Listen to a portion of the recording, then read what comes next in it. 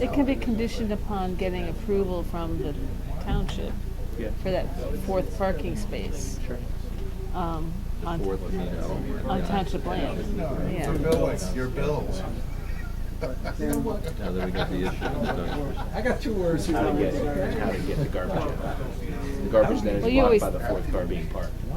Well, you have that issue now, don't you? All right, guys. They have. We gotta. What are we doing? I've been trying to be. I'm sorry. indulgent. Are we Let's go. accomplishing anything? Can we get the meeting going? We good? Okay.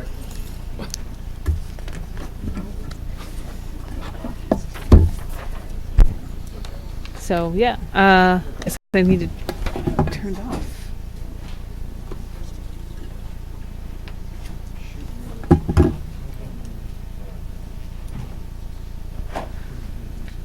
Okay, we're on the record. Good evening, everyone. This is a Regularly scheduled meeting of the Montclair Planning Board.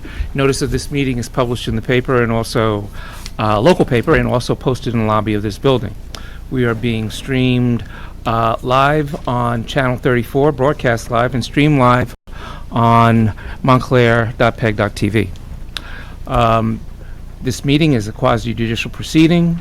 We have powers of court of law, and we are obligated to make objectively determine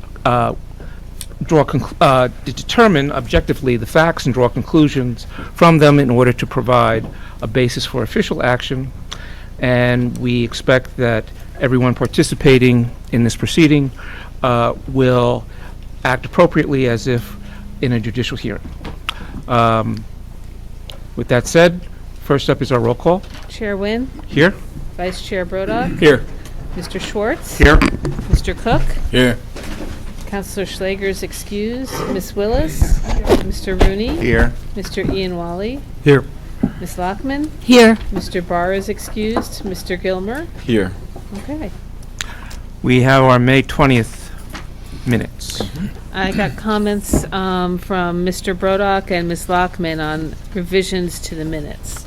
Are there any other changes? If they're satisfied, I'm satisfied. Motion to approve as amended. Motion. Second? Second. All in favor? Aye. Opposed? Abstentions? Okay. All right, we have one item on our old business that we are carrying to the July 8th meeting. That's the application of 59 Glenridge Avenue, LLC. And we will also be carrying the application of Gare Venture for 467, 469 Bloomfield Avenue. That one will be carried to our June 24th meeting. And first up on old business, we have a council referral on our demolition review ordinance.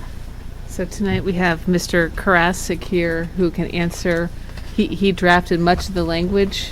He drafted the language in this ordinance, and he's here to answer whatever questions you have. I passed out a memo that he had prepared to the council, which kind of summarizes how the ordinance works. And I know we discussed it a little bit at the last meeting. If you have no questions, that'd be great. Oh, well, you know you don't get off that easy. Mr. Chairman? Swear him in. Swear him. No, no.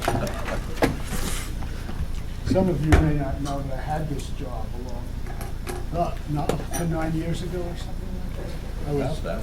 7 years. author It of was 9. It was 9. Here since 11. I wouldn't say I necessarily moved up, Yeah. but anyhow, what can I do for you? This has to do with scope, historic structure, so local, I get, that's anything that's designated as local. Tony, is your microphone on? I said I get the local, right? What page, Tony? I'm just looking at his memo. Unfortunately, I forgot the, I have an extra copy here for anybody who doesn't have it. I think the memo's Basically, good. The memo's good right here. I mean, the scope is connected to the historic preservation element of the master plan. That's kind of the heart of my question, because if I can go through this. Sure. Local looks okay, state and federal. how does state, do we have, is that the state or federal landmarks, that's an absolute list that someone can look at and understand if their property is being affected by this or not? They could go on the zoning map and look at a local landmark. What I'm It's concerned about actually- is that it's this actually on law our- will affect a lot of homes in Montclair. So if I'm a homeowner, the first question I have is my house affected? So what is anyone doing to get out the message that your house is subject to this? It was a very important question, frankly, actually, because notice is a key part of a situation where you're trying to restrain property owner from doing something. And Janice, I think, can explain how we have it. What we basically have is a list in the planning office, and will be in the clerk's office, of every property that qualifies under any of the categories. So, in other words, if it's designated historic, that's easy, it's in our ordinance, if we've designated it. If the state and federal governments designate it, you may not see it in And our that's all, code. that's all individual property by property, right? The list that we have, and it's available in the planning office, is every individual property. For by block local, and lot. local, state, and federal. Yeah, and No. every property that's in a historical study district, a potential historic district, any of the areas named in the historic preservation element of the master plan. Ira, one of the, Well, hold up for a second. I was going to come into the details of this. Just hang on one sec. I think, I'm still in the middle of asking my questions, if I could And we have a continue. map. We have a map that's available that maps. identifies Well, all of those properties. Page 33 in the historic element lists all the properties. I believe that's what we're looking at here. It's Page every 33 and it property goes- throughout the element. It's every property that's inside, in that entire right. document. Chapter 6. But we're It not lists asking historic anybody to resources. refer to a document. We have an actual list available. You want to look and see if your By lot and house is block, available. property address. You can check at the planning office, block 3304, But lot. this Here's I'll turn my question into a comment. Okay. All this stuff is not user-friendly. What I would recommend is that, I'm probably going to vote no for this anyway, because I think it's if it were just state and local, that's kind of where I'm coming from. We've taken big swaths. Many properties in there are not historical in the least.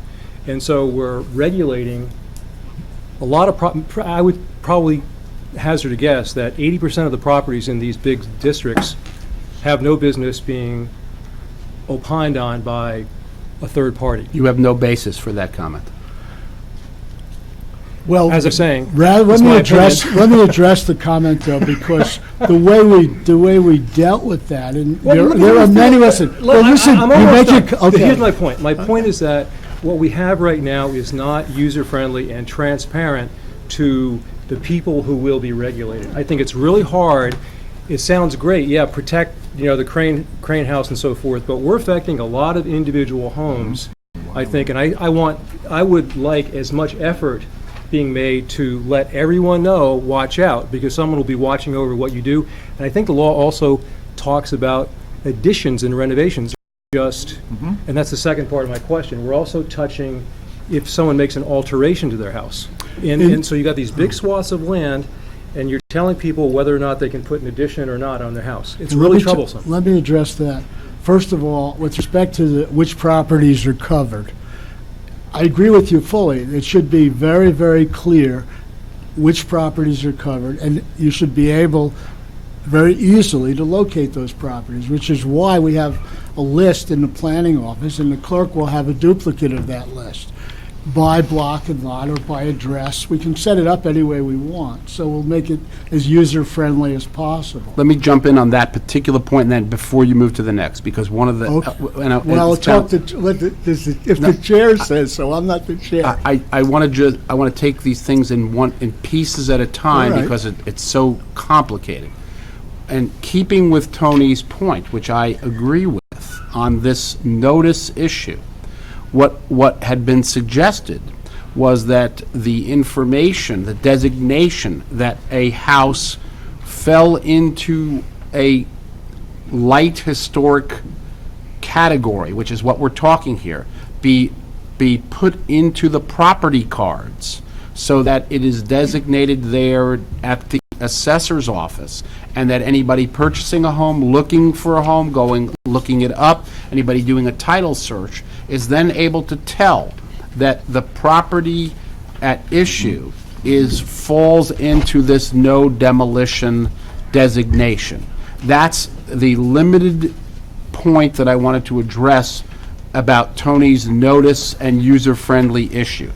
As to the designations and the source of the designations, now that's a whole other category, and I defer back to you, Counselor, to comment on that.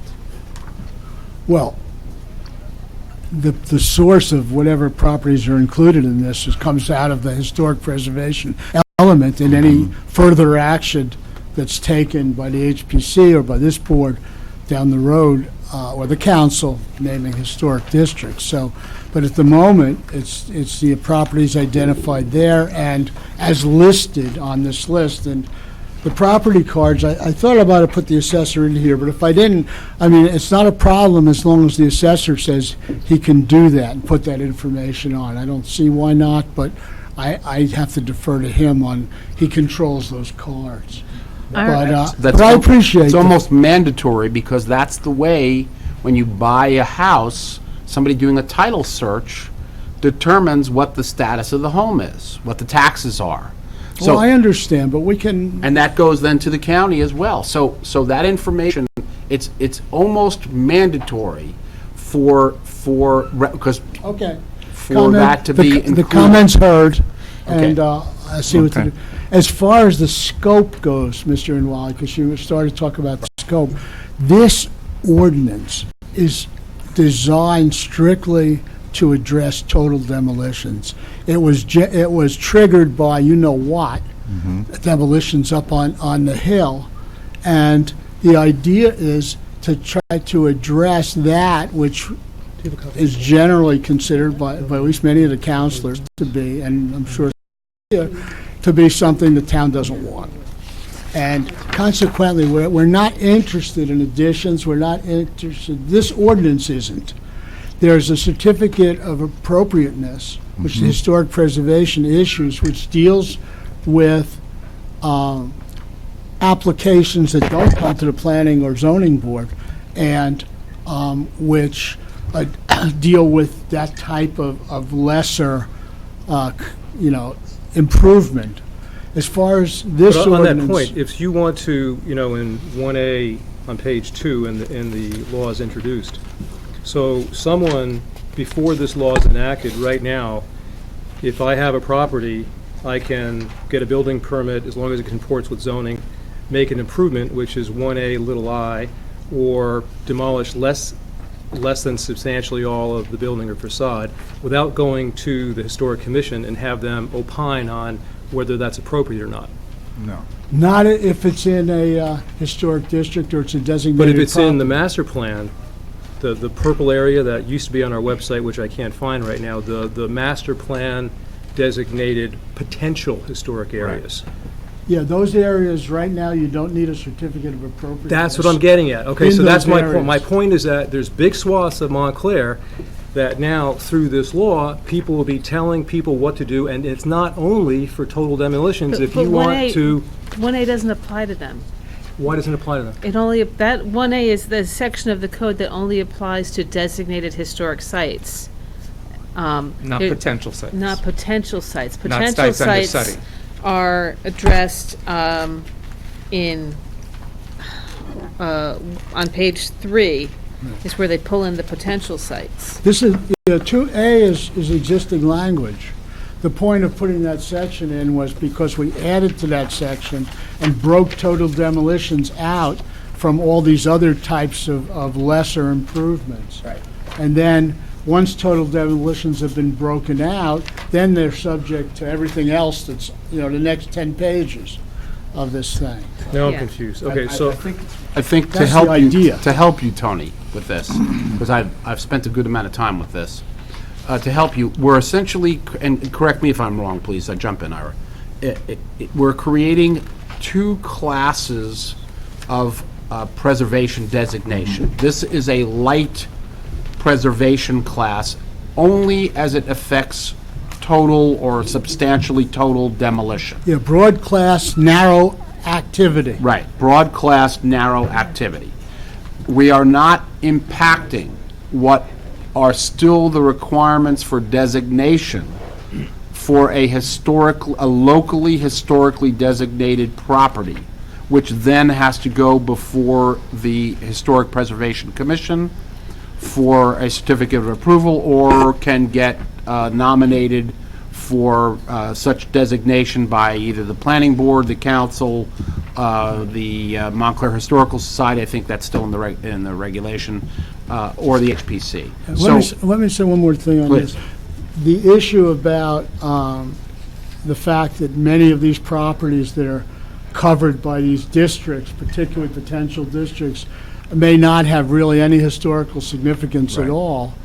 In those cases, we put in a method here called low-impact applications so that they can be dealt with very quickly and, pass right through the system without any hearings or board, by having the Historic Preservation Chair and Vice Chair together with this Historic Preservation Officer, will be somebody which is either in the department or hired as an outside consultant. If they look at it and say, gee, there's nothing historic about this house, boom, goes right back and gets its permit. And I think, I would expect, even notwithstanding Steve's comment, that the majority, at least, of properties would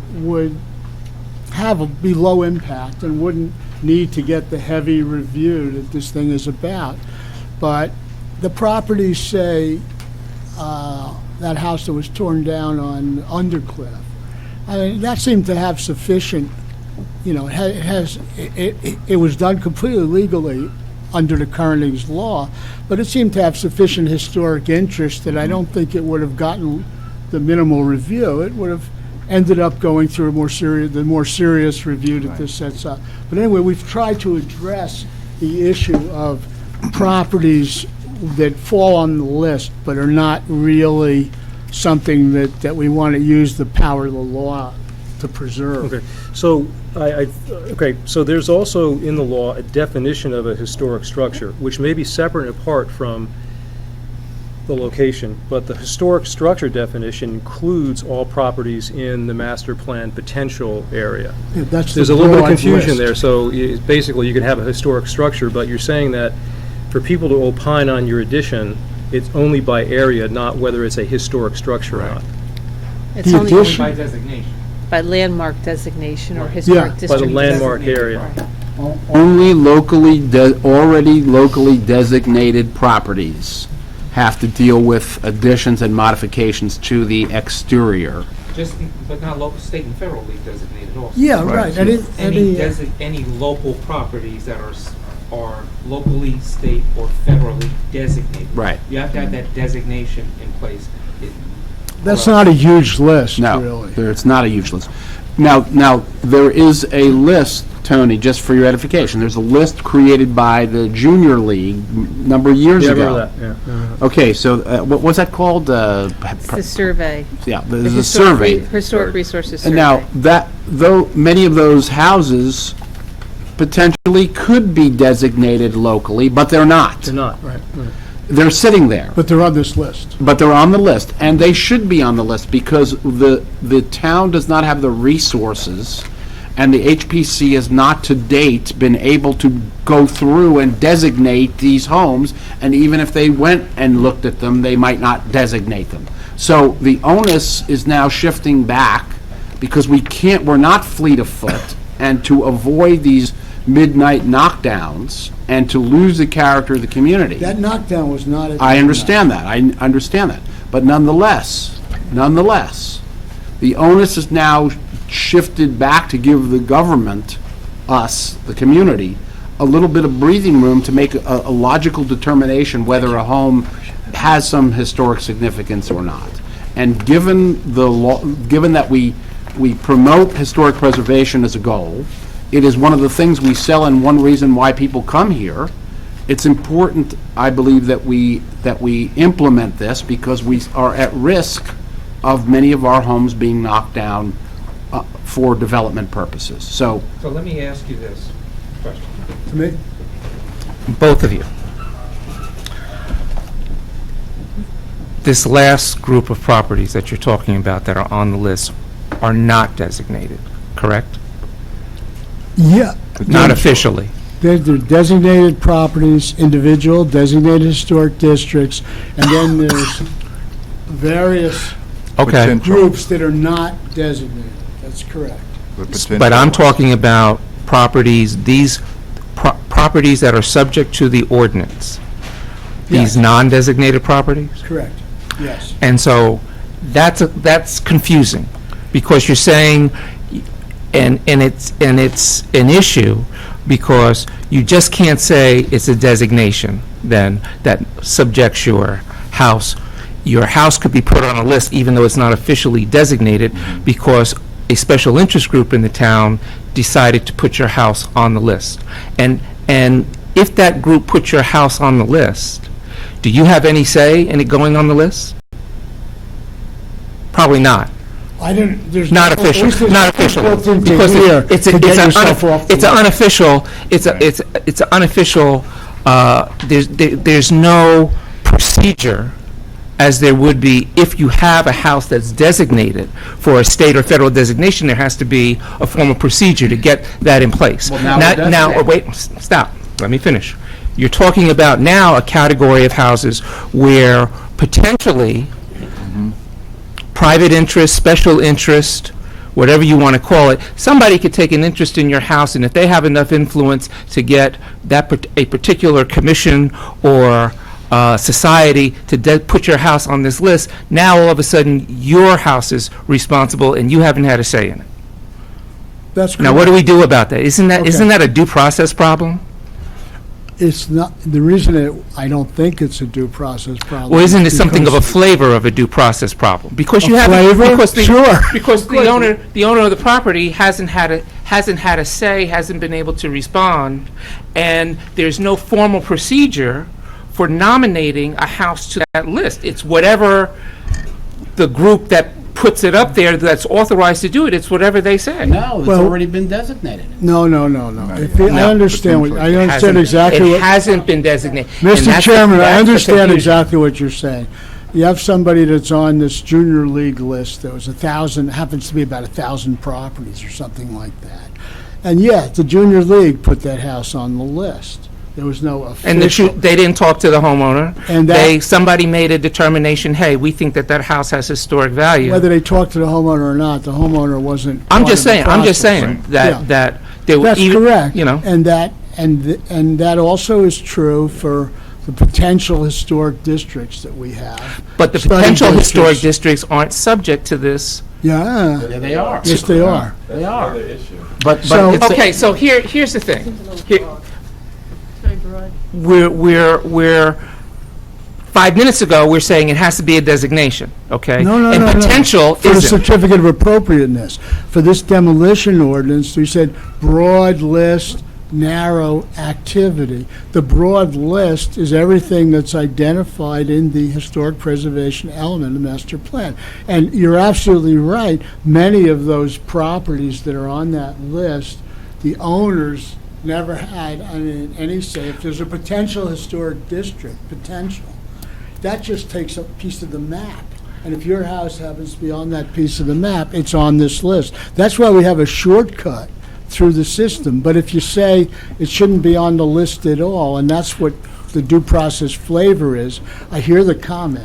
And it also seems to be. I can't say it's not a legitimate comment. And it also seems to be an element of arbitrariness Right. to it. Because No, there are no formal proceedings. There's no procedure that anybody can point to and say, okay, this house is on the list. It could be on the list because the house is 150 years old. Especially with the Well, potential listen, we could historic have this districts. reviewed for every property in Montclair.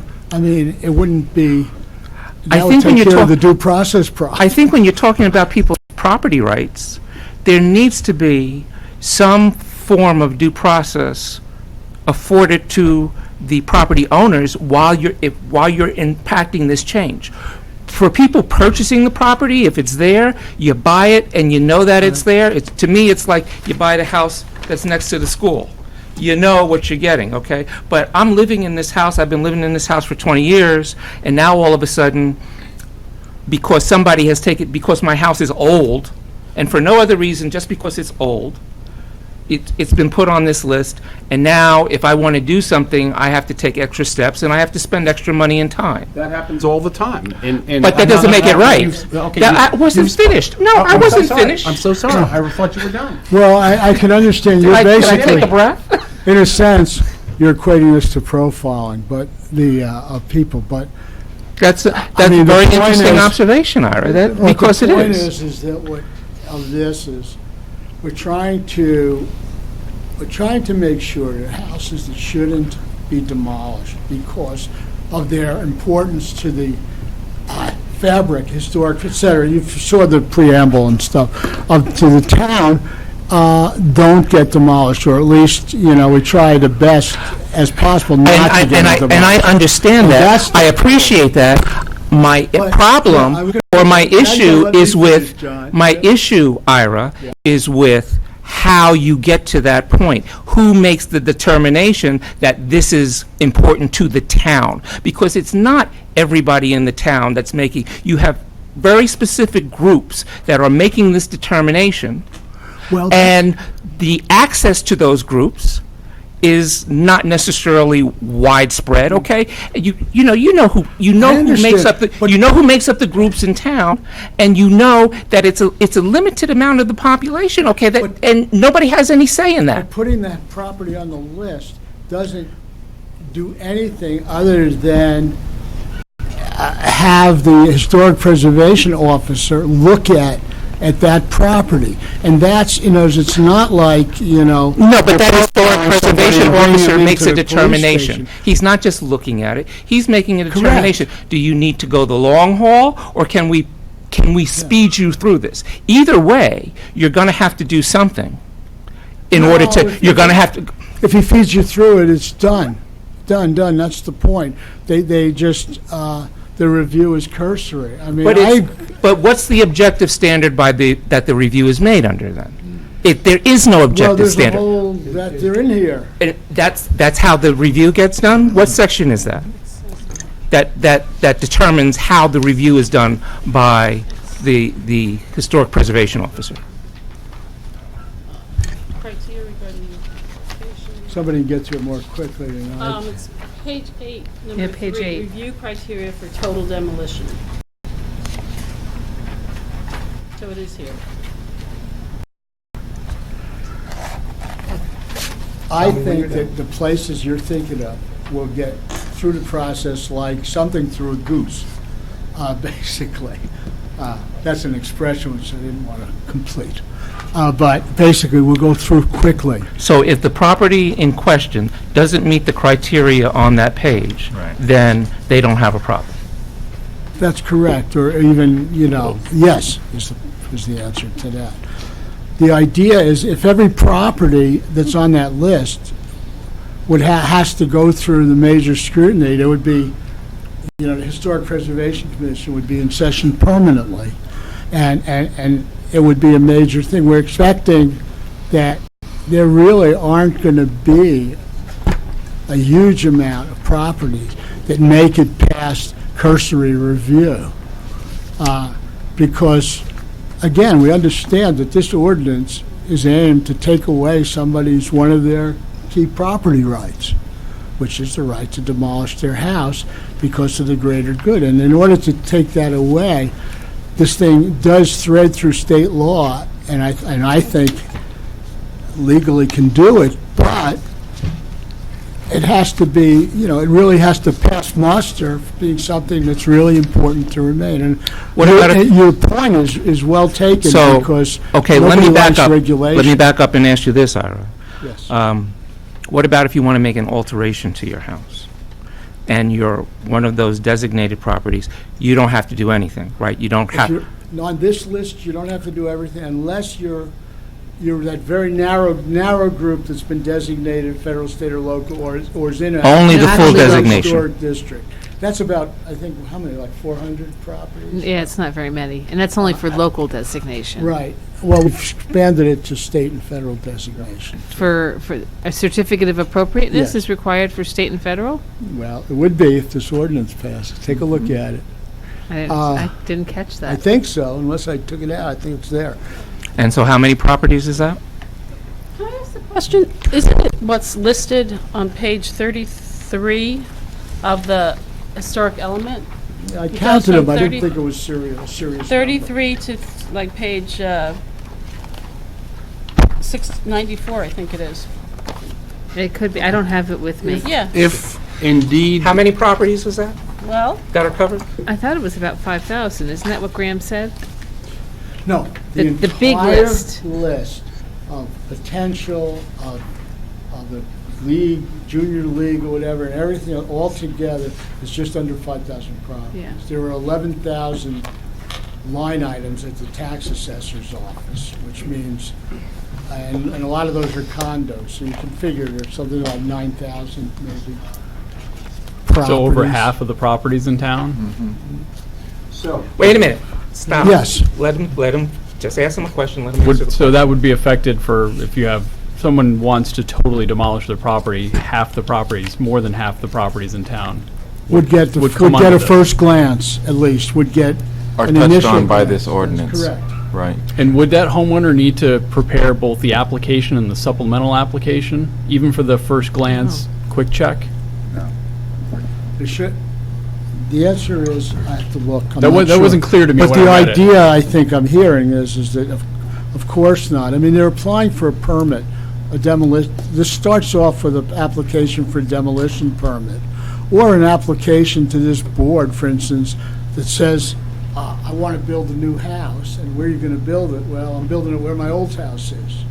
So there's a demolition that's required in the application. But Well, if I'm not mistaken, this ordinance talked about a historic preservation application or a supplementary, or maybe a supplemental, I yeah, forgot the the right supplemental term. application, I think should, And that's, I was Okay, well, wondering, if that's a somebody's comment. going through I'll the have speed to- process, do they have to spend $5,000, $10,000 to have somebody go through the application process, which if I they would should. have an issue with And I'll go that. through it and make sure that the initial run-through doesn't involve any serious cost to the property owner, other than the demolition permit they're already asking for.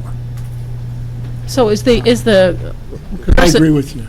Is the person looking for a demolition permit, are they the ones responsible for paying the consultant that will be reviewing the application, or is that a cost absorbed by the town? Not decided. Not decided. Another question, how many demolitions Okay. do we have a year? 10, maybe? 10 a 8? year? 10 a year? We don't have many real demolitions of residential, of properties. We total have some demolitions. creeping incremental demolitions where they pull down a wall and then they realize that they have to pull down another wall without ever having to get a formal demolition permit. But we're trying to address that. up Any front. properties, by the way, that are red tagged and required to be demolished by the fire official, the construction official, they're exempt from any of this. So So- we're defining total demolition as anything in excess of more than 50% of the facade, of the, basically more than two complete walls. So how many of those are there, to answer? Well, we've only seen, and I work with the building office, we've only seen 10 that we know of. So it really isn't very many. Sorry, 10 a year, you just said. 10 a though. year. 10 a year, okay. Right, but the point, I think the point that's being made, and I hear it, is that if there are really very few properties that are in the end being covered by this, then let's not make all these people pay a lot of extra money.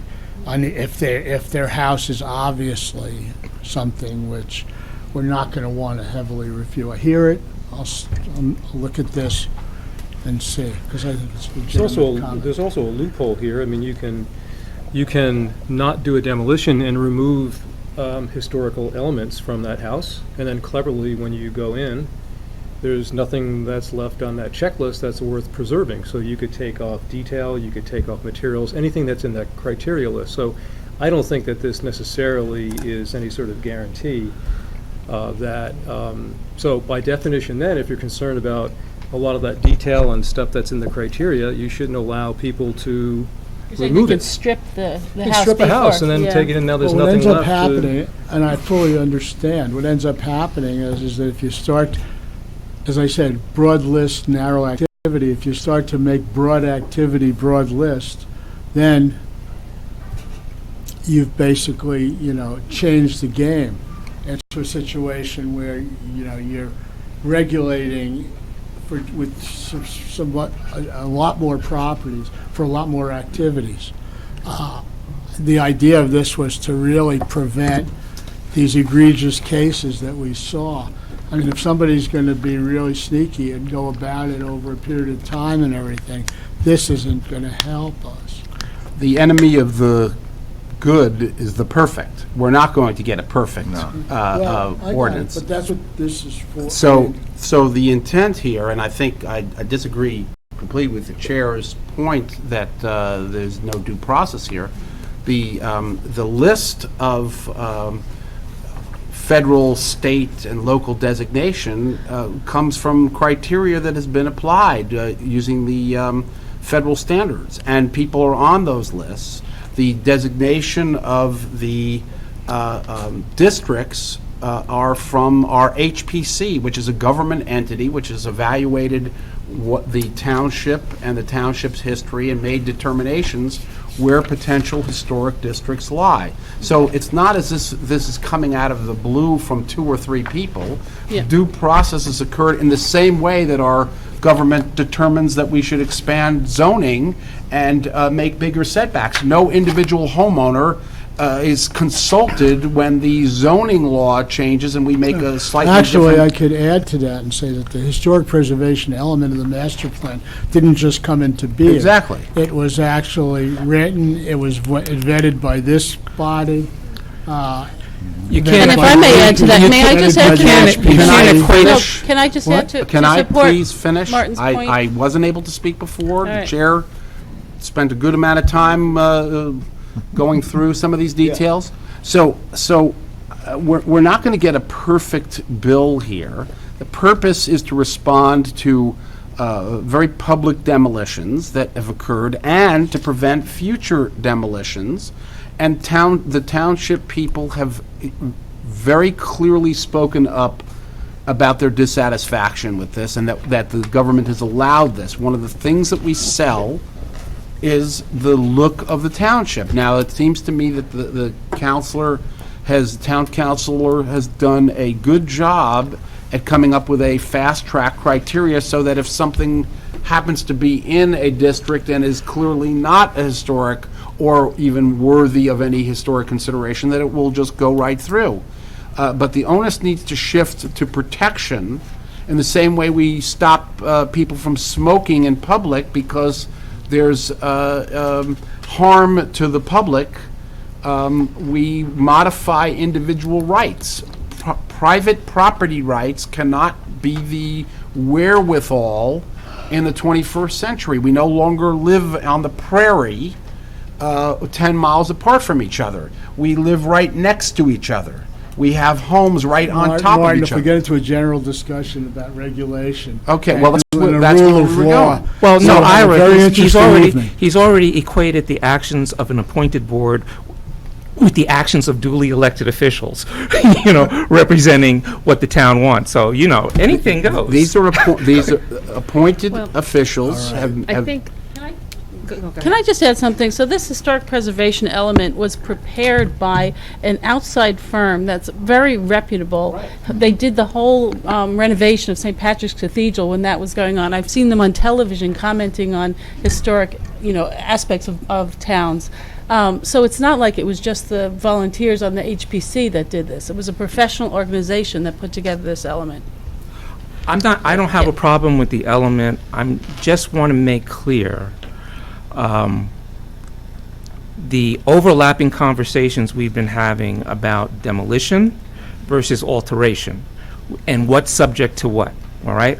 I don't have a problem with demolition being subject to nominated properties, and I don't have a problem with full demolition, even for properties that are not fully designated or not officially designated, but have been evaluated by someone reputable. Now, there is a portion of that that I'm not quite comfortable with, again, because the evaluation process, to me, how you got onto the list seems somewhat subjective.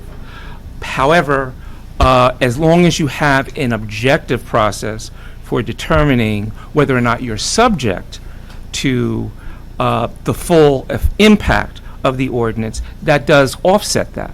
Now, so that's one side, that's one part of this. We've also been talking about the alterations to houses on these lists and what applies and what doesn't apply. And when we're talking about partial alterations, we're only talking about houses, and this is a question, or for clarification, are we only talking about houses that have a designation, or are we talking about potential?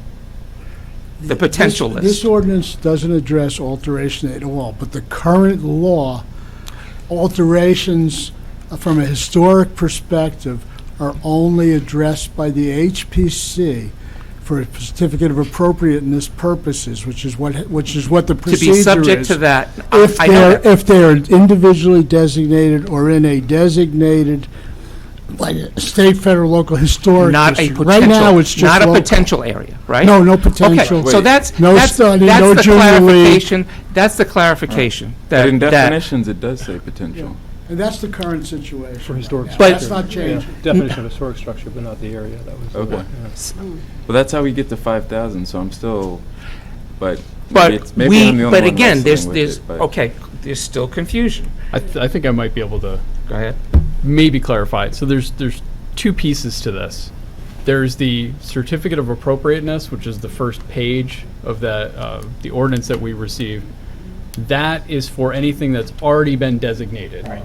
Local, federal, state, historic, and including Either historic, individually local or historic district. districts. Either individually or a district, right.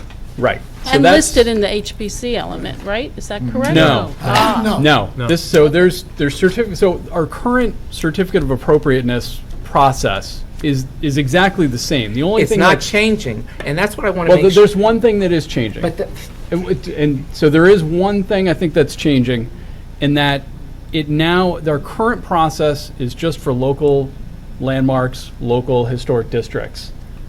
We're adding in also if it's on state and federal lists. But we're not adding in the potential. Right. But we're not No, adding no. into the potential for the certificate of appropriateness. Right. Okay, And- so that's, And that's for if you want to do anything to the That's- house short of demolition. right, that's alterations, that's your facade work, that's a lot of the things that the HPC takes a look at. So that's Right. one And box, that's- I'll say. That's, Right. that's correct. And that's what I'd like to, that's what I have, I want to, that, what to me isn't exactly clear in the way that the ordinance is written, and that's my issue. Not the impact of it, to make sure, the drafting of it, to make sure that that is clear, because I don't want this to be interpreted as extending Right. to Well, application to houses that are not officially designated. when this is integrated into the code, most of what you have in front of you is one piece, a whole new section that deals with the total demolition of historic structures. That's what starts on page 3, 42.1. The beginning parts are just there to fit it into the existing code. And what happened was that the reason why the certificate of appropriateness section is even in here is because I pulled out from that section total demolitions. It was in before, a total demolition, if it was one of those categories that requires certificate of appropriateness, was governed by the certificate of appropriateness rules. So I didn't want an anomaly, so when there's total demolition, it comes out of the certificate of appropriateness procedure and goes into the total demolition procedure. So we have one procedure for all total demolitions that that meet the And it's also now a broader list, so it's not just the list of properties that would be subject to a certificate of appropriateness. It's this broader list of potential historic districts and For the junior total league demolition. list for total demolition. So that's a light class. So that's why it's Like, there. that's a light designation. That was a class, drafting issue, really. Right? Yeah, I thought the chair was talking about the second bucket. That's why, Yeah, and that's where it gets really confusing. But I understand the point. And that's my I'll problem. Yes. And I That it- can that look it's- at it and make sure that it has clarity, let's put it that way. Yeah, on the point of information out to the public, I swear, zoning, Janice, maybe you know where it went. I'm on the zoning viewer right now. At the last meeting, I could see these potential districts on the zoning viewer. I have enabled all the layers, and that is gone. It's a separate map. It's a You have separate to go map. back to the online resources. You can So it's pick not in either- our zoning viewer. You've got the online zoning map, and then you have the online historic resources map. We They're should two combine them, because on the zoning viewer, there's another point that we should add. This is all in the interest of getting out. I'm looking at the zoning map. It has historic districts, it has designated properties. We should just add this stuff onto that viewer, so there's one-stop shopping for people to determine what neighborhood they live in and can they see it. I'm And then- sorry, I knew I was sitting here last time and I Right. could see the districts, but it's some Right. other Esri map. And then is there a way to integrate a reference? Because looking on these lists and then going back to the ordinance can get confusing. So is there a way to list for the different properties? Okay, here's what you're subject to. See, You know? that's what I mean. It should be Yeah, down, yeah, if it's right. down at the property. So that the property owner, Right. because that's what you want, the property owner to be able to go up there and see, okay, Right. I need to do this, I'm on a no but I don't need to do Maybe that. we should put it on one. you know, Okay. See- I got the- see, that's- okay. that's- It should be that's done as really an- an administrative matter, but yeah. It should be done as an should be done. affirmative. In other words, Tony's correct. It needs to be user-friendly, done as an affirmative. On the property card, it should, let's say you're. I got it. It would be least user-friendly if we listed them here. Right. It's Right. useless. Yeah, we have a good online It should, system. it so, should yeah, say, yeah. light, whatever you're gonna call it, no demolition list, A. And then if it happens to be in a federal district, a certificate of appropriateness required for modifications. If it's just another house, it's no demolition list, We got it. okay? So That's the- I came really to answer questions because we understand, so I'm happy to. I've got a couple of edit points beyond this broader, more Well, you're concept- going to make a referral to the council. that's- You're going to write Here. something, Well, Here- we have until June 21st. whatever. I mean, yeah. So that's why, means we need to do it tonight, because our next So- meeting's the 24th. Here on page 2, You have whatever your full-time is for referral. It's just, on page 2, council can wait. it talks about a preservation officer. At the top of page 2, I think that needs to be refined. They should have a degree in historic preservation or have worked in preservation for over 5 years. I think there needs to be some They want credentials. qualifications. on that Qualifications defined for there. At the bottom of page problem. 2, I'm going to let that one go. I'm not going to deal with work that the zoning or planning board do. Come back to that.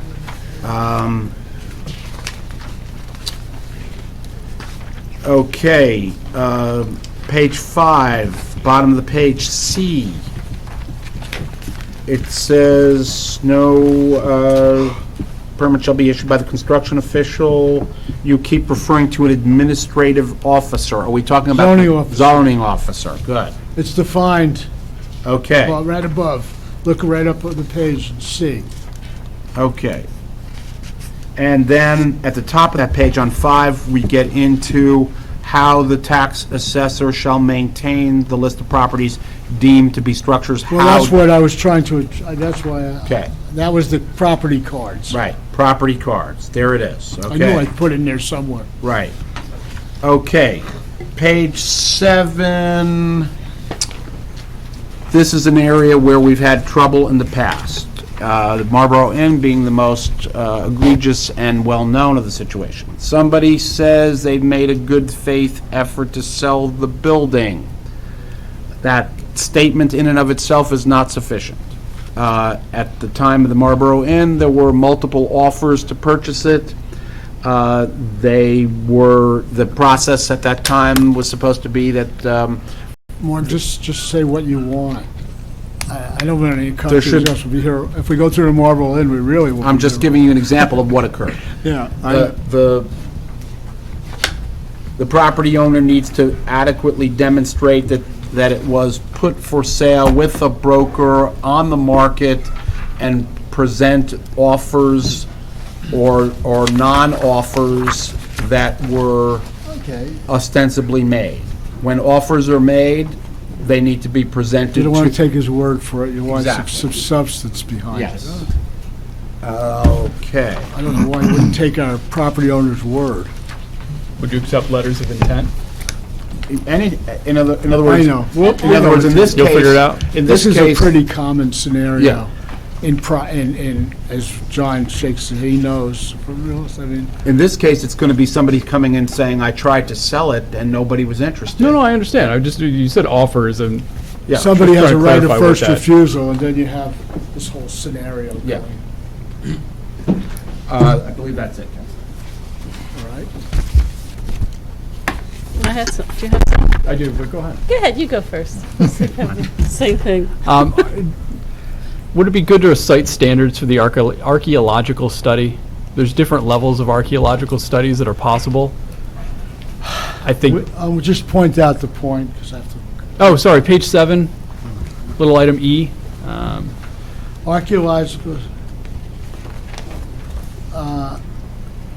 and what would you like, since there are different levels of archaeological study, what would you like it to say? I think that's up for the HPC Okay. to really I got it. decide what they want to see. I mean, if I remember right from when I had to go through this, there's 3 different levels. Okay, fair enough. Take a And look at then, what that. was my other comment here? Oh, under, what page is this? Page 12, section 6A, it's findings and decisions. Yeah. And it says, if the HPC concludes that the building or structure possesses no cultural, historical, or architectural significance which would merit its preservation, then they can issue a total demolition permit. And I was wondering, how does that work with, earlier they talk about economic feasibility of restoration? It doesn't seem like when you get to the findings and decision that there's a balancing criteria, so to speak, of economic feasibility. Because I could see where the HPC would say, no, this definitely has, according to the ordinance, cultural, historical, and architectural significance. So they deny the demo permit, but yet earlier we talked about considering economic feasibility. So if the building's in such disrepair that it would be prohibitively expensive to refurbish, are we going to find ourselves in a bit of a quandary there? Yeah, I don't think, and I have to look again, I don't believe that I put in an escape clause for economic infeasibility in this ordinance. I don't think it has one. I think if a place is sufficiently in bad shape that it gets tagged, or a fire official says tear it down, then end of story. But if an owner's neglecting the property and letting it go to hell, well, that this ordinance isn't designed to help that owner along. But what does prevent that? That's kind of demolition by neglect. Well, that's what So, it's called, yeah. demolition by neglect, but I think we have a fairly, more than fairly, we have a very robust code enforcement and property, particularly lately. We've done a really bang-up job on vacant, abandoned properties and on keeping property. And that's, to my view, where the enforcement goes on the condition. I didn't want to create another sort of, another sort of whole basis for regulating condition of property. I thought we could leave that with our code. But that is in the code someplace, that people are required to repair holes in roofs and, If the house has to be habitable, yeah. I mean, they do. Because I live there we next go, door to a house fire that, official shaking his head yes. for 10 years, the house next door to me had a hole in the roof and it was just declining Right, but forever. but anyway, there wasn't an economic infeasibility out in this ordinance, and that was the reason. Okay, thanks. So I had a couple of questions, but some of them have been answered. So, let's see. Page 4, does an historic structure include objects? Like, for example, if just going back, for example, to the Lackawanna Plaza, we had stairs, we had stanchions, we had horse trough. You know, are those objects protected under this? Because many times in the ordinance, it's talking about buildings. The answer is no. I mean, at least they're not specifically protected. Well, should they be? Like, for example, That's another issue. I mean, Yeah. I can tell you that I thought about it and just left it at buildings. Yeah. But that doesn't, that was because I was trying to get at a particular evil Right. and not dealing with that. But it does include standalone structures like garages and sheds. Well, I'm Yeah, thinking like- about, for example, in Glenridge Avenue, there's that map that was done in the early 80s. That's kind that of, wouldn't be protected. that would not by be this, protected no. by something like this. Why? Well, first, I mean, if the building gets demolished, it has the map on it. The map's Right. on the side of the building. If the owner wants to paint the building pink, how can we stop the But is there owner? anything that requires that the owner keep the map restored, or restore the map? Or he can just let it crumble and fall apart? Let's put it this way, this isn't, Doesn't this direct, ordinance isn't created to address that issue. It's a real issue, but it's Yeah. not this ordinance. Just while we're on it, those like standalone structures, it does apply to. Yeah, so it's Right. like a carriage house, even a garage, if it was, used to have horses or something, and it's historic significance. If it, right. So, Well, yes, any would have to be reviewed. standalone building. Right. I don't know if we have any historic outhouses in town, but yeah. it would qualify if there was. I was wondering, Ira, if you could do me a favor. Of course, Of just taking this document yes. and telling us only what changes because of this document. Well, it's mostly new. I mean, we used to have a historic, an anti-demolition ordinance that was repealed by the council in 2012, which had some of these elements. That was, but didn't go as far as this one did to stop it. So everything, really, this is almost completely new, particularly from 140, from page 3 on. And page 2, actually, even the findings on page 2 and 3 are new. They're supplementing the findings that were already in the zoning ordinance. There's a couple of things on page 2 about the certificate of appropriateness that exists already in the ordinance. But virtually all the rest, and I have to say that a lot of the standards were pulled out of the existing code and reorganized into this section. So I would have to, I couldn't do it just sitting here. But a lot of these standards weren't just made up new. They were just moved around from the standards that were previously in the certificate of appropriateness section. So I can't give you a clean answer, but I That's what can. I'm looking for. I'm looking for the clean answer. I can give you a. What I'm really asking is, if I have a property, what changes in terms of what I must do that I didn't have to do before? Just that, not what is repeated, not what is. If your house is one of the houses that's in this expanded list of houses that are subject to demolition review, if you want to totally demolish it, then when you ask for demolition permit, that permit gets an initial review, and if there's a conclusion that by the historic preservation officer, that the property has some significance, historic significance, then you've got to go through a very substantial review. And that's for total demolition. Right now, you would only have to do that if you were a designated historic property or in a local historic district. Then, if you wanted a demolition permit, you'd have to go through this similar kind of review. Now, it's a much bigger list. That's the difference. Does that help? Yes, it helps. And Okay. then I guess, what is not included then are all those places that are on somebody's list for considered. It's not yet designated. There's that. No, that's those houses included are not in- affected by this at all. Depends on whether or not they've made the potential study districts that are, in other words, that are identified in the historic preservation element of the master plan. If they're there, then they're subject to this. If they're not there, they're not. Yep. Essentially. I thought, I was almost certain the answer was the opposite of that. That you're saying now that both those that are designated and those which are being considered for designation are also subject to this. So yes, I think that's what we've been saying all along. On the potential list, Yeah. not just considered, but on the potential list. So they've made it to a list that you can go look up, That's been designated by the HPC, or the feds, or the state, or a couple of other.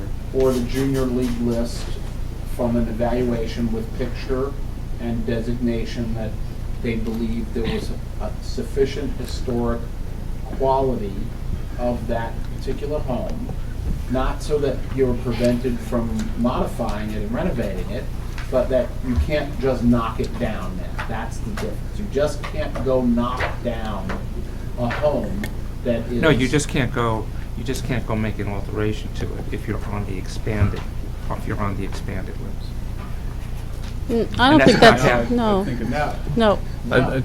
You This is what I can, was trying to clarify. Yeah. you can alter on the expanded list as long as it's not more than 50% of the total facade. Right. And no standalone structure. So if someone comes with an application for moving a garage, Relocating the structure counts as picking a house up and moving it over there is included in the definition of demolition. And that's only if you're on a designated, you're officially No. designated. No, that's everything. that's the That's expanded list. also, you know I'm how rare talking, that no, I is? was talking This about is totally- this for is very alteration, unclear. not for demolition. Oh, okay, no. For but that's not, no, but that's demolition though. For demolition, it's the expanded list, which Correct. is about half the properties in town. And the way the ordinance is written, you do have to submit the full application if you're on the expanded list. Yeah, I hear that, and that's why I think I have to go and look at that again. Because I tend to agree that people shouldn't be put through on the rack when they're I would just not. call it So like a that's why I think preliminary that section application. needs review. And do we know how many, just to get to the point that was made earlier by the chair about, if aspects of this were a bit arbitrary with the potential historic resources, do you know how many more resources are included in the potential zones? Total, when we throw around this total of like 4,900 or somewhere around there, that includes all the potential. What we've done is taken the potential historic districts and counted the No, right. properties. Yeah, so I'm Didn't you saying say if you earlier, take- though, that the actually designated list was Yeah, it was a much few hundred? smaller. How 400. many was it? About? It's really So it's in here. 400 is the designated, and Right. then about 5,000 is the potential list. So, and the only reason I'm asking is because it mentions that the 2016 field survey was conducted over a 4-day period, so, over 4,000 houses or 4,000 structures. That survey came up, I believe, with about 1,000 properties, not 4,000. Okay. In other words, that is added to a bunch of other things. That's the junior league survey. Yeah, but what's the real? No, this No, one's that's- not. that's This- from the This is the one that leads to the, 2016. to the Yeah. potential zone. Oh, Yeah, okay. yeah. That was from our historic And the, preservation and the plan. junior Right. league, I think, is only 1,000 or so. Yeah, it isn't. So 1,000 plus 1,500, that still leaves us with around 3,000 or so. That's because the historic preservation plan includes some large historic districts, and everything in those potential historic districts. Oh, no, yes, I fully Yeah. capture that. And it's just back to the chair's point around this, having been a 4-day period that the survey took place, and then it was presented at one meeting, in terms of people being aware and also how rigorous the assessment was. And it was understood that these are potential historic districts. So it's not, or potential historic resources. So I think the way it's positioned here is these are potential. And then again, in the ordinance, it's saying there's an expedited process. But it seems like there's multiple layers to make up for the fact that some of the zoning lines for these potential historic resources were somewhere between arbitrary and rigorous. Well, there are, that's the point of having layers, as you say. It's sort of to screen out places that may be even within a designated historic district. But the way there are it's written now, properties that have no historic value whatsoever and that Exactly. we'd like to see torn down. No, and that's a great point. I think that's a great point that really captures some of what we've been wrestling with, in that there could be a resource with very little historic value, which is captured within these layers, and as it's written now, must go through a fairly arduous process simply to be told that you are not in fact Exactly historic. what he's saying, he's not an Well, artist. It is Well, he arduous needs the to- way that it he is needs written. to- You need to refine the language. That's on it. correct, though I think, Martin, I think what Daniel's pointing out is, or Mr. Gilmer was pointing out is that as written right now, there is no escape for these for these properties. Once they submit a permit for demolition, they have to give a full-blown application, which might include a lot of expense and time. And what I said was, I agree that shouldn't have to happen, and therefore I'll look at it and address that issue. And it does seem like a couple of fish went through the net, and now we're putting a bunch of layers There's no onto other way this. you're right. No, I understand. I'm not You're saying right, there's but another approach. The only way to do that is to have somebody conduct an official, formal survey of all the properties on the list and throw some off that don't belong. That's a whole other kind of exercise, which could be done. Yes, and But- with time to rewrite this, I think it would be a different conversation. I think it's the timing for us to actually make a decision that has us a bit concerned. Well, we want to get the, For tonight, right? again, trying to basically put a stop on a particular evil, if you will. And, but. these I just things want to make do sure evolve. we're not making the holes on the net too small, so, yeah. No, that's a good point. I mean, That's the and a concern point I we have thought as well. about a lot, actually.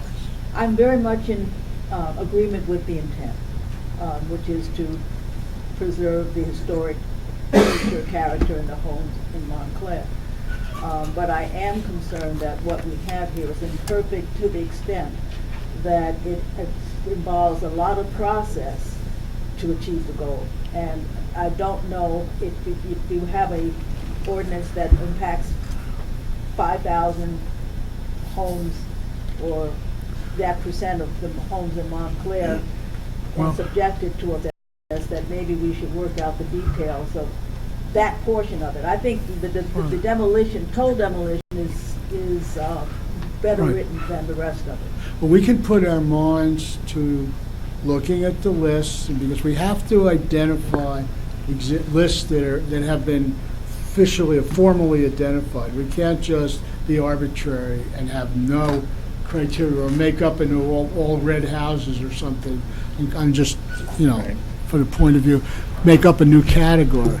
So, I mean, we can take a look at those lists and see if there's any way to, in a principled way, cull houses off the list. I'm not sure there is, but it's certainly worth looking at to see if we can cut that list down. I mean, there is a final. The process needs to be user-friendly. Excuse me? The process needs to be user-friendly, and it should not impose a great cost on people who want to do something simple. Well, that message we got. Well, let's remember, again, there are only 10 homes No, attempting full demolition. There only For were that- 10 homes that were demolished in a Right. past year. Yeah, per year. but that's not what this applies to. We see many applications where individuals want to demolish a shed on their property and move it to another location. And at least as I understand it, this would apply to those applications as well. So it's not, that 10 number I find to be slightly misrepresenting the full impact of this ordinance. Again, the enemy of the good is the perfect. We need to protect the Right. township. I, How do we find a balance between stopping full demolition and expanding the category where we do that, and allowing people to still operate with their properties and not be too onerous? Objective criteria and how you make a determination as to whether or not you have to go through the full-blown application, or whether you get away with just a review from the department head or an officer, historic preservation officer. you need to have some objective criteria that if you, just like you've got for the demolition, Right, objective for the house. criteria on the initial right, screening. in the initial screening, so that Okay. it's, so that will That's that kinda can what you're offset. saying, too. I absolutely agree with the intent, for Right. sure. It's a house built in the 1970s within one of these zones with a prefab shed could be subjected to submitting an application and then qualifying for the expedited process. And that should be on the list that says, do not apply. Right. It's So, just- well, you make a good point. Hold on. But Maybe. But you understand why I balk at the 10 full demolition? Yeah. That's I do. not, yeah. So maybe one selection criteria is anything newer than, 60 years or whatever number we come up with, moves into the expedited category immediately. In other Even words, if it's in the area. even if it's in the area, like, Yeah, but something. there are different kinds of criteria. If it's a house, but Yogi Berra lived in it, Yeah, then it has significance. okay, but, But that's an, but as maybe. a, but that's an exception. but as a That's quick, an exception. but as a also. quick, But as you a, can. as a quick selection process, any house that, let's say, is, post-1960, right, anything post-1960 can go into the expedited process. We're not going to write the ordinance here. I understand, I'm just, But the issue, I think, has been articulately Yeah. laid out, and we got it, and I think that Yeah, I think there's a list of reasonable criteria that you can come up with. addressing the issue of the initial screening and therefore kicking out most of the properties that have no historic significance is important to this group, and important to me too, frankly, so. I have just another question. Does this also apply to properties in a designated redevelopment area? If they're on the historic list, if they get a demolition permit, yeah, I don't see. Because there's nothing in they're here not- that there's ever no says exception. redevelopment. There's no. Redevelopment doesn't supersede a historic district. No, and But if there's no. anything, if a property already received site plan approval that required demolition, then that would be a prior approval, and this would not apply, right? You mean if somebody already has a site plan approval? That requires demolition of what is now a historic structure. No, I think that the time of application rule will get you there. Okay, I just want to make sure I understood its applicability. Black Corner Plaza. I think that Yeah. would be, the application, or the time of application rule would save the property owner from the application of this, because this is still a zoning law. Right, okay. being more onerous, they have less. So is our criteria here consistent or inconsistent with the master plan? Is that what we need to? Well, I think since it's based on the master plan. I'm just saying, that's what the referral is, for us to say whether it's consistent or inconsistent with the master plan. Yes, yes. That's what the council's asking us to do here, Yes. and then we have the opportunity to provide any other comments That's that correct. we have. That's exactly right. Okay. You address the master plan criteria, and then, but you still are able to say anything you want in terms of comments. But I hear your comments, but that doesn't mean they shouldn't be included in whatever you send to the council. I mean, So I definitely, obviously, yeah. So Well- there are certainly aspects of this that I think are very much in line with the master plan. What specifically goes to the full scope of what we're doing here, though, within the master plan?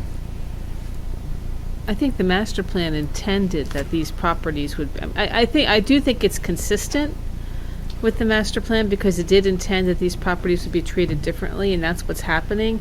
I think the issue is in the process and the fine tuning, and I think that what I would suggest is, I've heard what you've said. I'll try and put together a report from the planning board that perhaps the board can consider at the meeting on June 24th, which is we're asking for additional time so that we can get agreement among the board members about the comments. But then we could just, yeah, because the 45 days expires on the 21st. So if we come back on the 24th and the board reviews whatever report I've prepared, Tweak it, and then we can tweak it and then send it to it'll you just be a and the few days. council. And what if the council doesn't grant us more time? then they won't have the benefit of our expertise. Well, true, but then they don't have to respond to any of our questions if we happen to say it's inconsistent, which I don't think is going to happen. Well, listen, the council does what the council does, and, but from what I can tell, they pay close attention, even if they don't always agree with this board. They don't ignore it, it's discussed and debated and stuff, so, I don't know, I can't speak for the council, I don't know if they understand it. Because it ties into a real concern that this thing get on the books anyway. Of course, getting on the books in an imperfect form is okay, but an imperfect form isn't okay. Well, worst case scenario, if you can't get additional time, you put your list together, and we call a special meeting just to fine tune the list.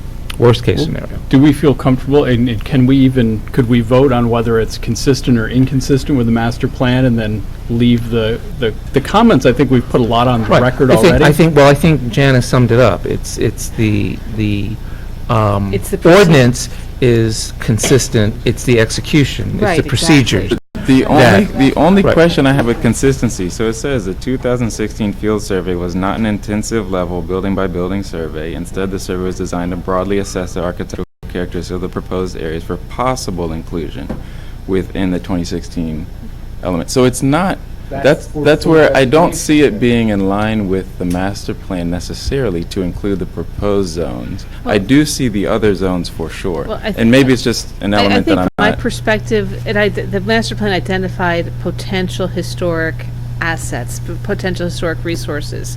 This ordinance isn't saying no demolition of those properties. This ordinance is saying that they may be of historic value. So it's not addressing, any alteration. It's addressing the loss, the total loss of that historic resource. And by creating a process where it's evaluated to determine what is the value of that historic resource. So I think it is in line with Yeah, that so because they're it's saying not it may be historic, and we're creating a process that applies to what may be historic. exactly. So we're Right, and the It seems shaky to me, but maybe I'm just being too rigid. It may be historic. It may be historic. Put more effort into finding out what we want to say. It may be historic for full designation. It's for full preservation, for full vote as a historic property. But it's We're preserving making an what is. interim step here that because it has some potential historic quality, that it shouldn't fall into the category of being able to be immediately knocked down without any consideration.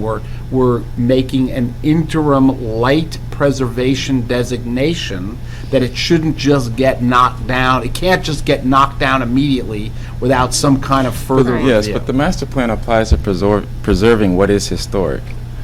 So in line with the master plan are the things that do preserve what is historic. No, it goes But when further you're- than that. But it's It like says, saying. it says historic preservation is an important element and a goal of the community, and this is further. So, right, but getting back to this being arbitrary, every aspect of this community is historic to a certain degree. So where are we drawing the line? To me, this is not. Well, Yeah. Daniel, that's where I am Right. finding some comfort in getting some criteria, some objective criteria that draws that line. But we don't have those in advance of deciding if this is something we would like to support. What we have now, I don't see how we could support it. Do you want me to do a roll call? To me, it's different supporting versus finding it consistent or inconsistent. It seems very We're- inconsistent. Well, we're making recommendations to the council on this. So we can include your recommendation and concern alongside of recommending that there be criteria put in it. But our recommendation is that, I believe our recommendation is going to be that we are in favor of the basic law, but we think that there are drafting issues, and those drafting issues need to be corrected. And that's what we're talking about. I'm not in favor of it, but I can't go accommodate that. I can go with that. You want me to do a roll call to see just, I don't think so, Ira. I think you've answered all the thank you, questions. Ira. Thank you. But thank you, the clarifications were helpful. Bye-bye. Thank you very much. Thank you for addressing this issue. Thank you. Okay, so this is a vote as to whether or not you support the ordinance. Is it whether it's consistent or inconsistent with the master plan? Support a finding of consistency. Okay, Thank there we you. go. Supporting a That- finding of consistency. That helps me clarify. Okay. Just earned your keep. We will And I start- guess that's with the understanding that the drafting, there are some drafting issues that need to be corrected. Right. Yeah, right. And that will- Basically, I would say finding of consistency, that with these drafting changes, in terms of the procedures, you feel you could support it, not that you're supporting That it. it would be consistent. on That its we feel that face, we right. Right. consistent. John, would you like to state the resolution that we're voting on? Well, Janice just tried to. Yeah. This is a But vote it- as to whether or not this ordinance, with the changes in procedures and the objective criteria that you want to see in there, is consistent with the master plan. Right. So a yes is that it's consistent if these changes are... Subject to these changes Yeah. being made to it, that we find it consistent. And do we have to review these changes, or? We are going to ask for more time to review it. Okay. If we can't get more time, if we can't get them to extend it a couple of days, Right. of course, we're going to review our recommendations as to what they changed. We're not going to review the actual language, okay? Right. But we're going to tell them, you need to create objective criteria that blah, blah, blah, blah, blah, Right. you know? If we can't get the extension for a few days, then we may have to call a special meeting in order to just review just that portion, right? To finish this up. But hopefully, we won't have to do that. Well, we can send regardless, we can send them that. Right, but we want it to be positioned so that they have to respond to it in case they do certain things. So that's where it loses that requirement. And not that we think that the council is going to try and ignore us anyway, because I agree with Ira. I think that the council does pay attention to what we say. But just so that procedurally that we have that. Okay. Chair It's Nguyen? otherwise not consistent, because this is just a tee-up to do more work. It says they're recommended for an intensive level survey. So Exactly. That's what the whole master Exactly. plan says. So we can't, this just says this is not a real list. Right. It's sort of a maybe list, and it says that you need to study it more to determine whether or not they should be protected. It's on But that- page and- 663. That's for full protection. That's for full protection, Tony. No, we're putting an ordinance in there now that would, it's, It's for full I mean, protection. This is a light designation for just prevention of demolition. But this doesn't say anything about demolition or not. not at Well, all. I'll jump in with, Claim that it's consistent. And it doesn't even assert that it would be good to have an ordinance to do such. well, if you look at recommendation 2C from the historic preservation plan element, it says evaluating, this is, it's 110 of the PDF. Let me see if I can get to an actual real page here. Page 100. So, recommendation number 2 says Montclair's existing historic resources make an essential contribution to its distinct community character. The township should improve the protection of Montclair's historic resources and promote compatible new development by, and then letter C is, evaluating further legal options for preventing the demolition of historic resources identified within this 2016 historic preservation element. Like, and that to me is where I feel comfortable that this is consistent. This doesn't identify historic properties, it just areas. So just read that again, what does it say? So we should improve the protection of Montclair's historic resources and promote compatible new development by evaluating further legal options for preventing the demolition of historic resources identified within this 2016 historic plan element. Okay, so if you make an extension between historic resources, then, as opposed to every property within that group. But again, I agree with what But you're saying. why doesn't the that- ordinance apply to the entire town? I really just,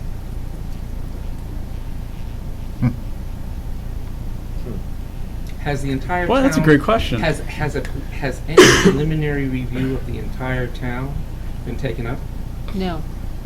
So, this ordinance is working with the list that has been compiled so far. Is there anything in this ordinance that stops that list of potential or new properties from being added to the list? No, it would have to be through an amendment of the historic preservation element, identifying. Or a designation, of particular properties? Right. So this doesn't just limit it to half the properties in town. It's just the list that we have identified so far. this seems incredibly arbitrary, and it seems inconsistent. It specifically says resources identified. It's not identifying resources in these proposed zones, potential zones. Not yet. They're not historic, they're potentials. The whole town is a potential zone of historic resources. There is Right? some, What's the there's some delineation? historic quality to the designation. It just didn't come out of the blue. People evaluated what occurred in the past, what the areas were. There's a history here. I mean, Glenridge is 80% designated historic. I don't think we should wait until we evaluate the whole town No. before we try and enact protections, because We're we're gonna do not, it because we don't have the resources to section by do that section. anytime soon. So this is kind of a stopgap measure that can be expanded to cover as we evaluate more properties through one mechanism or another. And I agree that when you're dealing with this potential list, that it is problematic. But as I said before, how I see a balance here is with objective criteria that can be immediately applied to those potential properties by the historic preservation official, whoever that gets designated, that says, okay, if it was built after 1970, you don't have to go any further. But why not have the whole town included and say whenever someone comes to move their garage or shed, they need to have someone make sure that their property is not Because historic? that is for sure overbroad. And That this is is for sure overbroad overbroad. and It is. onerous. This It is is. literally what I'm saying, and it's too inconsistent with the onerous. master plan. This is an interim, again, the enemy of the good is the perfect. We're not going to designate the whole town historic. This is not stopping everyone No. from doing, alterations and renovations. It's a matter of where we've drawn the line. That's what it is. Because we know that the whole town isn't historic. And we've drawn the line based on studies that have been done to this point. Over 4 Right or wrong, days and presented at one that's where the meeting. line is. That's a logical place to draw the line, if you have to draw a line, is based on studies that have been done so far, as opposed to pulling something out of the air. And again, for the, I've said it a couple of times, so I won't repeat myself. It's a matter of balancing here, as we so often do, what we have available, the resources that we have available to us, and some reasonable procedure with which to execute some protections that we're trying to put in place. And they said, look closer and identify the resources. What Keith just read applied to historic resources. It just seems very clear to me this is not in line. For but- full designation. See, well, to me, when I read Chapter 6, which starts on page 33 and runs until 95, those are all what are titled in this document. Whether I agree with it or not, those are the historic resources in Montclair. So But this is written because there are non-historic resources within those zones. But this historic plan element captures those potential historic resources. So, the way I look idea- at it, and I don't mind the rest of it. It's just this whole catch-all of potential resources, and I don't know if this is just because the enemy of the good is the short-sighted and onerous. Like, I just don't see.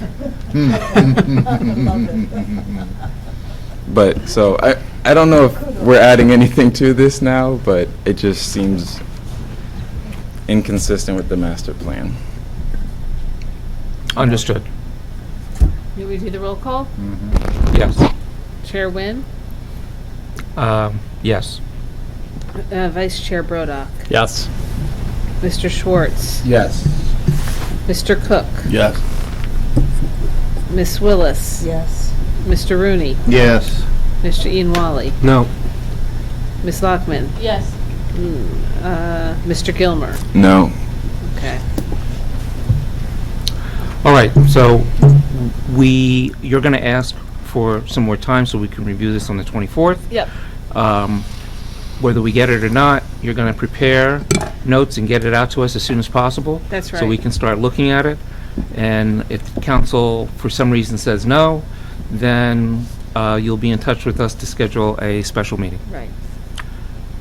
Okay. It'll be done by Monday. All right. Do we need a break, or can we, 5 minutes? We've got an Okay. HPC meeting on. And if the next, our next application, our only application this evening, rather, you can come up, take your seat, and get set up. This is Adaline Moster Property LLC, 403, 405 Bloomfield.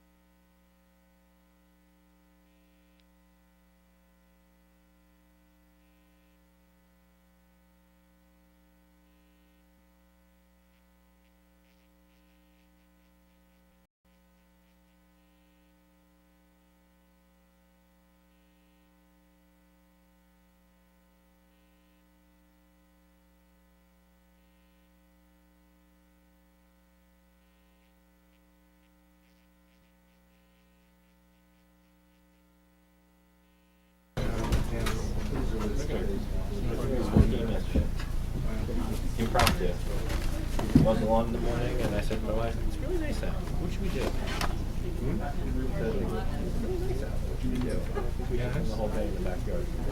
Okay. Right there. Get in the car, go to the car. They get there. That's all right. Let's see how more of it is. Get to see the end. You got my thing? Yes. Yep.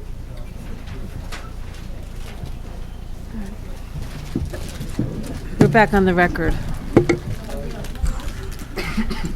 All right, good evening, gentlemen. We're back on the record.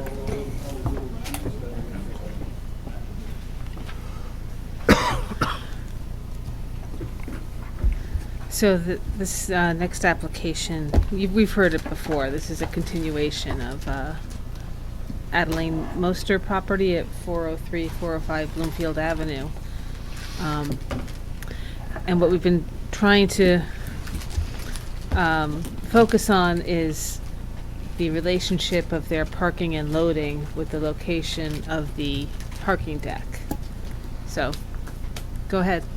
I would just, preliminary basis, I know I addressed the board the last time we were here. Since that Is your microphone on?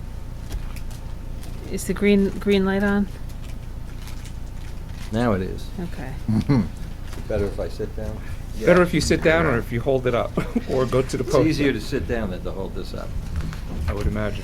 What was submitted was our attempt, and we thought that we had resolved the issue to maintain the 4 parking spaces. And the way we were doing that is the Adaline Moster Property LLC, the owner of that also owns the property under a separate LLC next to this property. And the plans that were resubmitted indicated that there would be an easement area that we would acquire for ingress and egress, not for parking on necessarily. And it was pointed out that because of the parking on that adjacent area, there's a shortfall of about 8 feet where the cars would not be able to park. And that really came about when these were analyzed at the kind of at the last minute here to see whether or not that could be put together. So where we thought we had a great answer to a problem, we now discover that the real problem is, and on our property where we've been able to comply with the 4 spaces by stacking, with the introduction of the Midtown lot, and where we're located on that pinch point at the end, it appears that we can't even do that as we have in the past, because there's no ability for those cars to be able to come in and go and make a turn. So what we'd like to do tonight is give our presentation. We will probably be asking of the board for certain recommendations, but we're also going to be asking that we then be able to probably approach the town with regard to some use, especially of that area that I call a pinch point, that has no use to town and no use to the parking garage, because the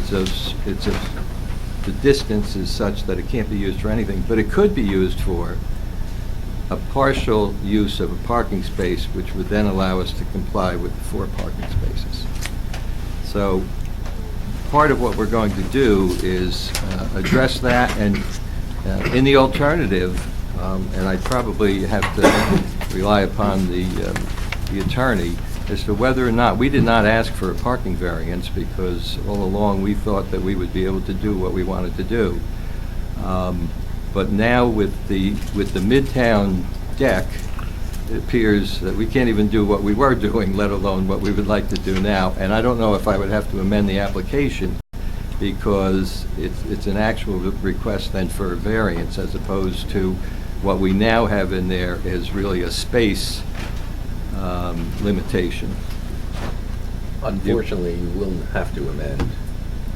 Since you didn't notice for a variance, I mean, that's not a de minimis kind of thing. So if that's the route we're going to have to do that eventually. Well, here's the problem. If you have to renotice, a new application, part of that is to give the opportunity to interested parties to come in, and we just can't say, well, based on the hearings already taken, we've already received your evidence. You follow what I'm saying? No, absolutely. The reason why I'm saying this now is I certainly don't want to create additional work for the board. And if we are going to have to revisit everything from top to bottom on a new application, then it may be a kind of loss of time for the board to go through this now. And It sounds like you have to, it sounds like you've got to at least go to the information town. already from the board that, we've now been working with to put this package together. Yeah. But the issue that we have now with this, it's really the location of the parking deck, because it comes right up to the property line in the back. So it sounds like Easement you've, over that property to allow access? Excuse me? You have the easement now to allow access to the property. No, right now, we have access to the back of our property through the open parking No, I area. understand, but you have legal rights, something that you might want, it could be taken if you do. I'm just, or it's just sort of there, you always use the lot. I don't know what existed historically. Adverse possession? Well, I mean, either you have legal right to use it or not, just because you use it, doesn't mean you have legal rights to it. Right. So, but if you're using it for, what's that old law school? 20 years open and notorious. Yeah. 20 years. Open. So it could be a taken event? In which case, maybe we get some free Did- spaces in the deck? Or Or an open. No, I mean, that's not far-fetched. We've discussed what the options may be with even some contractual use of or permit parking or something like that, which would, but then, of course, we don't know what that cost is, and some of those costs may become prohibitive. No, free is a very good thing. What Tony's saying is, if you've been using it for 20 years and had access and use, and they're taking it, then you have a right to use, or at least continue access. Maybe you have to make them keep it open, right? Or Something, right, exactly. But at the very least, you need to That's a whole talk to the other town. legal we'd have to deal with. Oh, sorry, thank you. I mean, I But it haven't, could affect, if you get it, then it makes the application easier to review here. It probably makes additional options easier to make it work. Right. But that issue has to be settled one way or the other. you before did we say you have proceed. received some valuable input from us at the last go-round. And I have one more thing I thought we could talk about today, if you don't mind. I don't know why you put the mechanicals in the front of the building instead of putting them on the roof. And you'd open up some more open space in the front. They are on the roof, No, they're on the, on the they're, third floor. they're on the lower roof. Why don't you put them on the top We're on roof?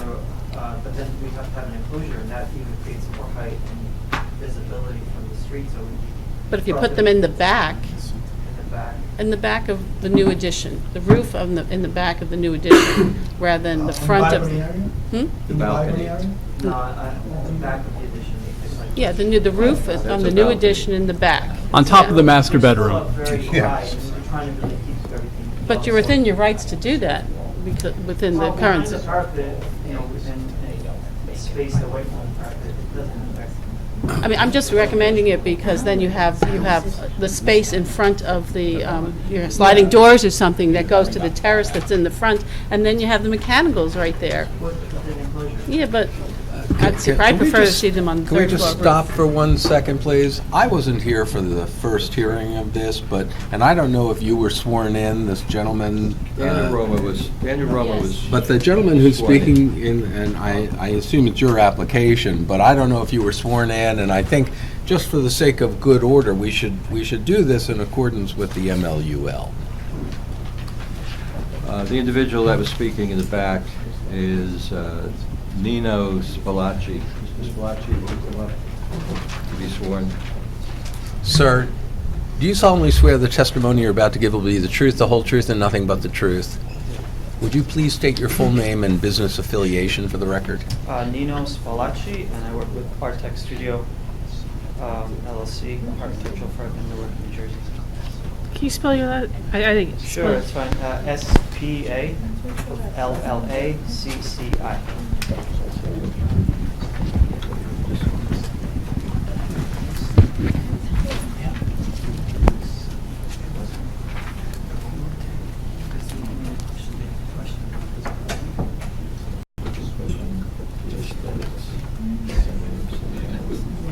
So, how do you want to proceed here? Well, I just wanted to finish up I my comment. apologize, Yeah, I'm yeah. sorry. So, also, if you moved the mechanicals up to the third floor roof, you'd open up more space in the front of the building behind the parapet. And the recommendation of the Montclair Environmental Commission is to have some, there's no green space. That could also be some kind of green space, even if it's just potted plants or something. So, Okay, we can that's accommodate just to that. think about that. Yeah. Yeah, they originally were on the roof. We moved them as a recommendation, but we can. Whose recommendation? Just not ours. Yeah. I think there was an issue of aesthetics. But you can't even, with- you can just see them with from the those garage. being- You can see them from the garage, but who, I'll be happy you know. to put them. Anyway. Thank you. Yeah. Well, The chair made a point that we really can't get into this tonight because we, A, end up redoing it, and B, be unfair to anybody who might be noticed. So, we need to reschedule. Reschedule. I don't think we can do it tonight. You want? No. They'll have to renotice They're going to it. renotice anyways. Yeah. Well, you gotta, right. That's if you can't work something out with the town for access without a variance, then yes, you've got to renotice. So, Quickly, just to clarify, access to the property's rear is provided. The ability to park 4 cars on the lot as configured. understood. To Understood, address it's the variance is not- access for yes. parking purposes. Yes, yes. Right. Right. Well, it's an inadequate access, just to clarify that as well, because right now there's ability to park 4 parking spaces No, there. there is adequate access to park vehicles on the lot. The number of vehicles would be the question, and whether or not you'd have to seek a variance and not be able to put 4 for the intended use you intend to put on the property. There is a difference there, a distinction. Well, do they have to cross a neighbor's property? Do you have a right to go across your neighbor's property to park, or? We don't need to go across the neighbor's property to get to Oh, okay. our property. So you come right from the town property? It just becomes very narrow Okay. to try and get onto the property because you're at that pinch point at the end. Okay. So, I guess we'll let you work out the timing with the town planner. Right, I think what we should do is have a meeting to work out whether or not we could come to some type of arrangement regarding the dumpster and the angled parking with part of the space being on township land. And if not, then we'll have to come back for a variance. So, if we can get the question I have is if we can get 4 spaces, if the township does grant them permission to use township land for part of the 4th parking space, then there's no variance needed, And you don't have to renotice. and you wouldn't have to renotice. Right. So in that, why don't we carry this Tentative. to another date, see what we can work out. If you can't work it out, then you'll have to renotice. Does that sound feasible? Does that sound legal? Yeah, we'll keep it, Wanna make that way sure? we keep it in rotation at least. so- Yeah, and also, Yeah, looking on our at the schedule. survey, you are crossing, it says you're seeking a proposed easement on your neighbor's property for spaces 3 and 4 on S100. So not only do you have to cross the town property, but you do have to cross your neighbor's property to get to 3 and 4. He's there, the owner. He's the owner. They own it. Next door. You own it. Well, the owner of Adaline Moster owns the property next door. So they're Well, saying. well, whatever the case, one- there's an we would easement acquire over that easement. another ownership, right? One owner will give the other owner an easement. But that would, we would need to see evidence of Part that. what I have to do. The issue with proceeding tonight is over whether or not that easement would provide adequate access because of the cars that are parked on the adjacent property. Right. Those cars overlap into the proposed easement area. Okay. So it's not big enough. Oh, it's parking as well as access. It's a dimensional analysis issue. So my suggestion, we can carry this to the July 8th meeting or the July 22nd meeting. Does the July 8th give us enough time to meet with you and meet with whoever in terms of with the town? I can try and set up a meeting. We can try, and then on the 8th, I guess we could. Does July, does July work for you guys? July 8th? And we'll Janice, I'm just curious, who makes this decision? Oh, it would have to be, usually it's the township attorney and the township manager. They go, there's like a license, an agreement that's signed. It's happened before when there's encroachments. That was the same thing. When I thought we would have our meeting, I was then going to find out who the next person would be. that we would have to- And I guess we'd have to waive, because of this pending one, waive any time limitations. Yes, that would be good. We always want it on the record, so yes, it's waived. You agree to waive those? Agree to waive. All right. Okay, so is he checking out his schedule? Checking your calendar.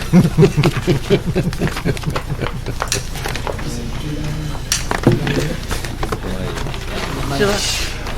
I've July got, 8th is a Monday, correct? Yeah. yes, July, you're, I would be in the garage. I'm going around. So close to. okay, so The alleyway? It is scary. and we can schedule, are you going to be available Yes. to meet? To me, yeah. No, are you available to meet between now and then? Yes. You're not going on for a month-long vacation. That's, all right, so we'll carry it for July 8th. Okay. And I'll contact you about a meeting soon. We need to start, call me tomorrow or the next day, and we'll try and schedule this meeting, because I know how long it takes to schedule meetings. Okay? Do you need one of my cards? Do you need me? You have one?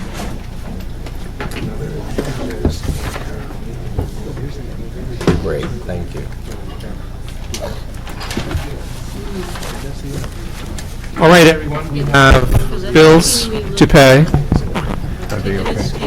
I Now, did, go ahead, Ms. Talley. yeah, I did get a request to hold off on approval of the NV5 bill, because they need a little bit more explanation of the time, which I asked them to provide, so we'll pull that to the next meeting. Okay. So I would move to approve the rest of the bills. Second. All in favor? Aye. Opposed? Abstentions? I'm shocked. I Okay, thought I was going to get pushback. okay, All right, everyone. that's it. Why did you? Thank you. Yeah, right. Wait. Janice. What is this, firm? Let me just,